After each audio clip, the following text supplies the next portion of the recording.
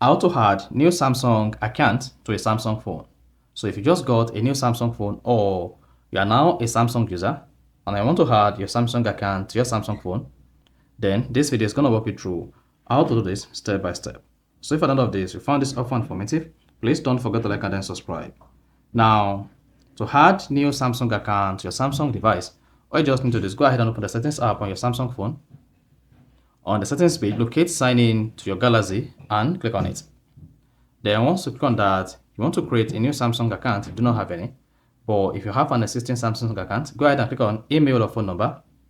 Then sign in with either your email or your phone number. So type in the login ID. Here in this case, I'm using my email. Once you type it, just go ahead and click on the next button. Then go ahead and type in your Samsung account password. Now, once you type in the password, go ahead and click on sign in. And then hang on. Now, once you click on the next button, go ahead and click on I have read and agreed to all of the above. Then click on agree because you need to agree to all of this if you want to sign into the Samsung account on your phone. Then here, go ahead and click on cancel or set up Samsung Pay to sign in using your biometrics.